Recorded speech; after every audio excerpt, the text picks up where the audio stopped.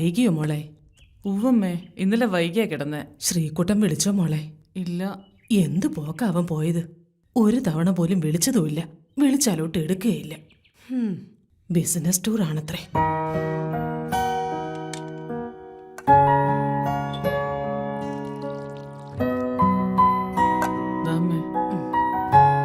ഞങ്ങൾ ഇവിടെ ഇല്ലാതായിപ്പോയി, അല്ലെങ്കിൽ വിടില്ലായിരുന്നു. നീ ഒരു പാവമായി പോയല്ലോ മോളെ.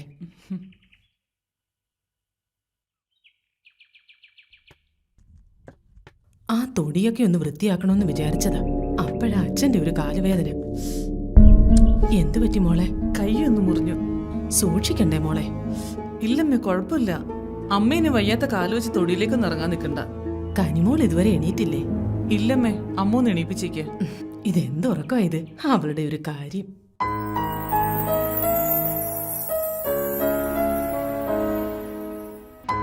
മോളെ,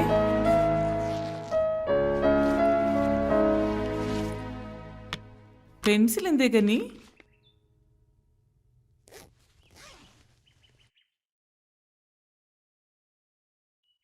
മോളെ, കനിമോൾ എന്താ ആലോചിക്കുന്നേ? സ്കൂളിൽ പോണ്ടേ? വാ.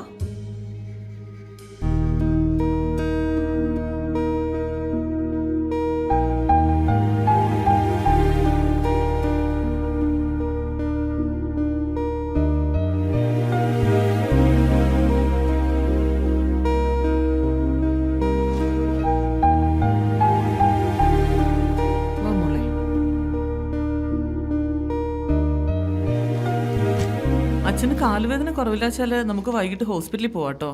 അധികം സ്ട്രെയിൻ എടുക്കണ്ട. അമ്മ എന്തെങ്കിലും ഉണ്ടെങ്കിൽ വിളിക്കേ. വേഗം ചെല്ലും മോളെ, സമയം വൈകി. ശരി അമ്മേ. ശരി അച്ഛാ. പാവം, അവക്ക് നല്ല വിഷമമുണ്ട്, പുറമേ കാണിക്കാത്തതാ. അതിന്റെ ഒരു യോഗം, അല്ലാതെന്താ. എല്ലാത്തിനും അവനെ പറഞ്ഞാ മതിയല്ലോ. കുടുംബത്തിനോട് ഉത്തരവാദിത്വം വേണം. താൻ തോന്നി അവനെ പിടിച്ചു കെട്ടിച്ച നമ്മളെ തെറ്റ് ചെയ്തത്. എന്തു പറഞ്ഞാലും അവസാനം അവനെ കുറ്റം പറയും. പിന്നെ എങ്ങനെ അവൻ നന്നാവുന്നേ? നീ ഒരുത്തി അവൻ ഇത്രയും വഷളാക്കിയത് അനുഭവിച്ചോ?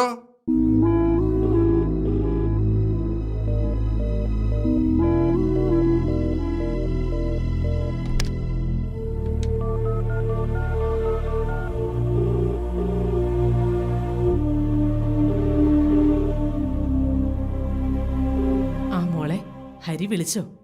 ഇല്ലമ്മേ, ഹരിയേട്ടൻ വിളിച്ചോളും. അമ്മ ടെൻഷനൊന്നും ആവണ്ട. അച്ഛന് കുറവുണ്ടോ? ആ, കുറവുണ്ട്. അച്ഛന് സങ്കടത്തിലാ മോളെ. രാവിലെ മുതല് അവൻ വിളിക്കുമെന്ന് നോക്കിയിരിക്കും. ശരി മോളെ.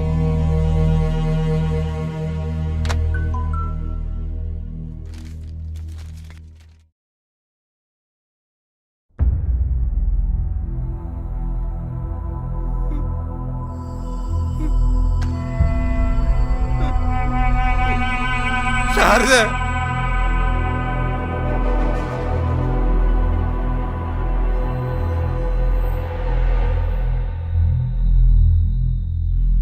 എന്നെ അന്വേഷിക്കേണ്ട. മാനസിയോടൊപ്പമുള്ള ജീവിതം എനിക്ക് മടുത്തു. ഒരു അനാഥയെ എന്റെ തലയിൽ കെട്ടി വെച്ച് നിന്നപ്പോൾ നിങ്ങളാരും തന്നെ എന്റെ ഇഷ്ടങ്ങളെക്കുറിച്ച് ചിന്തിച്ചിരുന്നില്ല. അന്ന് ഞാൻ നിങ്ങളുടെ ചിലവിലാണ് ജീവിച്ചിരുന്നത്. ഇന്നതല്ല.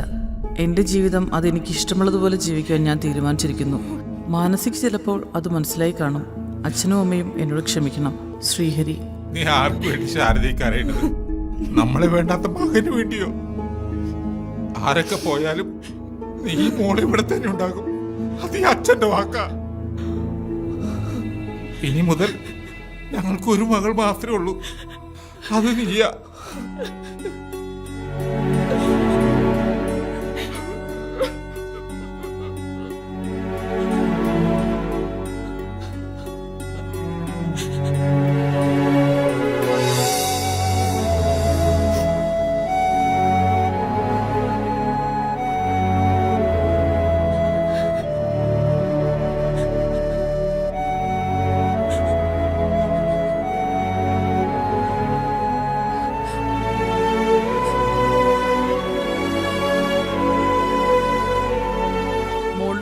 ആനുവൽ ഡേ സെലിബ്രേഷൻ എന്നൊക്കെ പറഞ്ഞു കഴിഞ്ഞാൽ മാനേജർ ലീവ് വരൂ. അതുകൊണ്ടല്ലേ ഞാൻ വയ്യാന്ന് പറഞ്ഞിട്ട് ഹാഫ് ഡേ ലീവ് എടുത്തേ. ഒരു മിനിറ്റ്.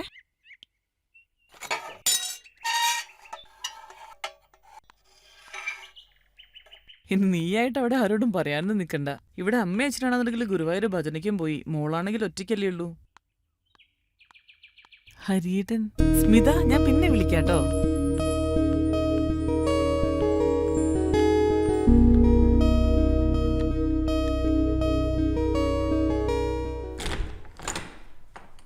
ഡാൻസുകാരൊക്കെ പോയോ? ഹരിയേട്ടാ, മോളെ, ഹരിയേട്ടാ. അച്ഛ വേണ്ട അച്ഛ, അച്ഛ വേണ്ട, അച്ഛ വേണ്ട അച്ഛ, അച്ഛ വേണ്ട അച്ഛ, അച്ഛ വേണ്ട അച്ഛ, അച്ഛ വേണ്ട, അച്ഛ വേണ്ട അച്ഛ. മോളെ കനി,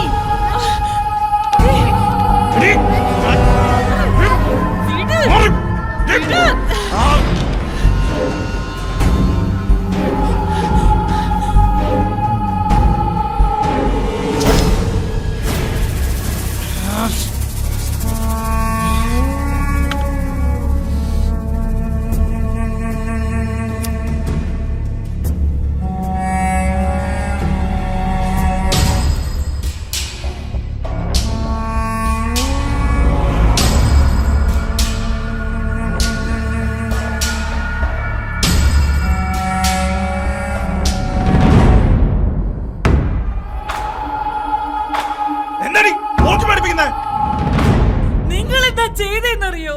അവള് നിങ്ങളുടെ മോളല്ലേ? അവളോട്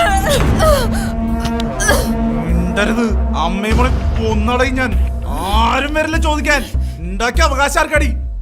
ഇനിയും ചെയ്യും. ശബ്ദിച്ച ഒന്ന് കളയും ഞാൻ.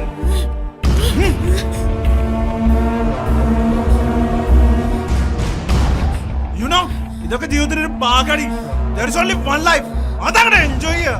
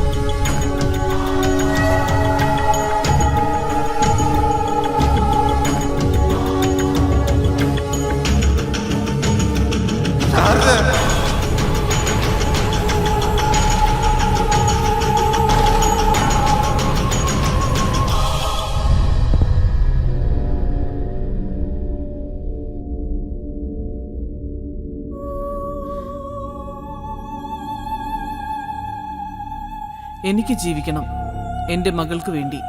തീരേണ്ടത് പിഞ്ചു ശരീരങ്ങളിൽ കാമം കണ്ടെത്തുന്ന ഇവനെ പോലുള്ളവരാണ്. എൻ്റെ മകൾ, അവൾ ജീവിക്കും. ഉയരങ്ങൾ കീഴടക്കാനായി. ഇരയെന്ന ചങ്ങലയിൽ അവളുടെ ജീവിതം തളച്ചിടാൻ എനിക്കാവില്ല.